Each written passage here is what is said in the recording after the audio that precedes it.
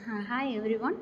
Last class we had discussed about some type of attacks that takes place on the network, and last I have ended with a question to think about, that is, why do we need a security policy and how do we frame the security policy. So let us discuss about the two things in this lecture video. So first is security policy. You need to know what is meant by security policy. So security policy means they are the steps or the instruction, or they are the clear comprehensive sentences which must be followed in order to protect our information, and that must be regulated to an organization in order to provide security. So actually, the how the security policy should be, the good security policy means it should not only protect the information and the system, they have to protect the individual employees confidential information, and also the organization as a whole. So the entire thing must be considered while providing or while we developing a security policy. And next, they place, or they are considered as a prominent statement for an organization, which is a vital factor for an organization um, to protect their names and the industry. And next is how to develop a policy. So while developing a security policy, we have to identify what are all the sensitive information and the critical systems we are dealing in our organization. And next, the identified critical sensitive information must be incorporated with the local they have to be related. We have to relate the identified sensitive information and the critical system or crucial system in our organization with the available local and the state laws.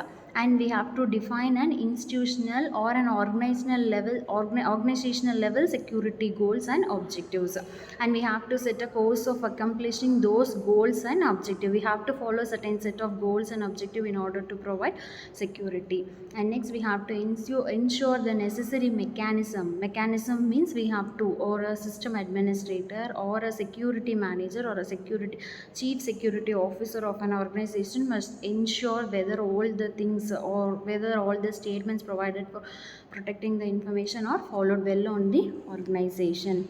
And next, what does a security policy include? That is, so I think the answer for all the provided questions must be included while in the security policy. That is, why we are developing the policy, and who had developed that policy, who had approved that policy, who had authorized that policy, and what are all the laws that the developed security laws has been following, and how will the policy can be enforced in our organization, and whom does the policy will affect, and who is responsible for managing the policies, and what is the effective data, and what is the expiration of the policy. So all the given points must be noted while developing a security policy for an organization.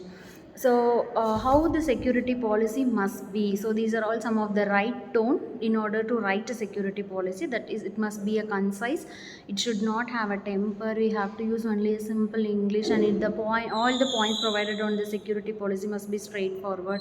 It must define each and every term, and there must be a creative presentation. And next is the employee need to be informed. So while a security policy is developed in an organization, that security policy must be informed to a all the employees, so that only it can be, so that only it is very effective and it is followed on the organization. So the employee must be told in writing acceptable and not in use of the equipments, penalty while violating the security laws. So employee should be reminded on proper use of the organizational resource belonging to our organization, privacy of the information stored. So everything must be known to the employee, so that only the developed security policy is followed on the organization. And this is the basic security model of network security. That is, the message will be sent through a channel, through a through a secure channel, or through a secure channel the information is sent. That channel we call it as information channel to the recipient. So in the sender side, the secret information is send it to the receiver.